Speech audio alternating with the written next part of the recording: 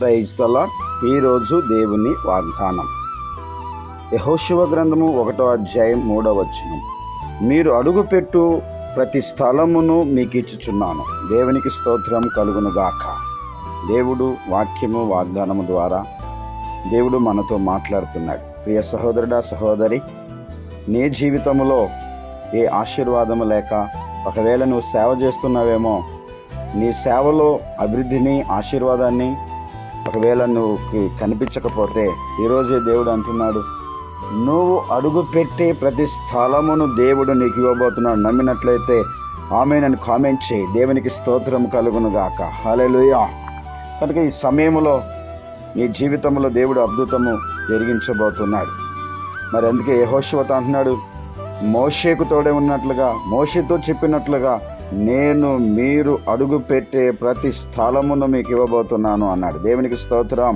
అనగా దేవుడు మనకు స్వాస్థ్యాన్ని, ఆశీర్వాదాన్ని దేవుడు కలగ చేయబోతున్నాడు. ఈరోజు ఒకవేళ నీ జీవితంలో నీకు ఇంటి స్థలమే లేకపోయినా దేవుడు నీకు ఆయన యందు విశ్వాసం ఉంచితే దేవుడు నువ్వు కట్టని ఇంటిని దేవుడు నీకు ఇవ్వబోతున్నాడు.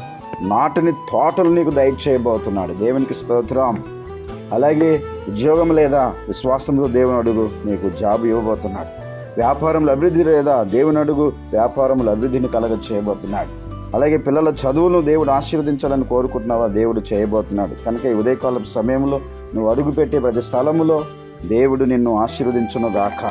అలాగే నువ్వు చేసే ప్రతి పనిలో దేవుడు నిన్ను దీవించును గాక. నీ ప్రయాణాన్ని దేవుడు దీవించును గాక. వ్యాపారాన్ని దేవుడు దీవించును గాక. మరి యెహోషువతో చెప్పినట్టుగా మీరు అడుగుపెట్టి ప్రతి స్థలమును మీకు ఇవ్వబోతున్నాను. దేవుడు అద్భుతమైన కార్యం జరిగించును గాక. ఆమేన్. కళ్ళు మూసుకొని ప్రార్థన చేస్తున్నాం. మహాగణుడా, మహోన్నతుడైన యేసయ్యా, నీకు స్తోత్రం. మీరు ఇచ్చిన ఈ వాగ్దానాన్ని బట్టి నీకు స్తోత్రాలు ప్రభువా.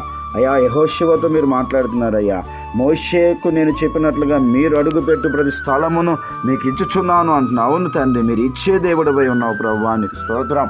ఆరోగ్యం ఇస్తున్నావు, నెమ్మదిస్తున్నావు, సమాధానం ఇస్తున్నావు. అలాగే స్థలం మరి సమయంలో మరి సేవ చేసేటువంటి సేవకులను కూడా ధైర్యపరచండి ప్రభువా. అడుగు పెట్టే ప్రతి స్థలములో దేవుడు కార్యము చేయబోతున్నాడు, అద్భుతము జరిగించబోతున్నాడు, స్థలమును దయచేయబోతున్నాడు, సంఘమును కట్టబోతున్నాడు. విశ్వాసముతో దేవా మీరు జరిగించమని కోరుకుంటున్నాం. కనుక ఈ సమయంలో సంఘ బిడ్డలను, సేవను, పరిచర్యను, ఈ వాక్యం, ఈ వాగ్దానమైన జీవితంలో ప్రభువా గొప్ప అద్భుతమైన కార్యం చేసి అడుగుపెట్టే ప్రతి స్థలములో మీరు దీవెనగా మార్చి, స్థలమునిచ్చి, దీవించి, స్వాస్థ్యంగా మార్చి మహిమ పొందమని యేసయ్య నామములో ప్రార్థన చేసి అడుగుచూ ఉన్నాము తండ్రి. ఆమేన్. లైక్ చేయండి, కామెంట్ చేయండి, షేర్ చేయండి, సబ్స్క్రైబ్ చేసుకోండి. దేవుడు దీవించునుగాక. ఆమేన్.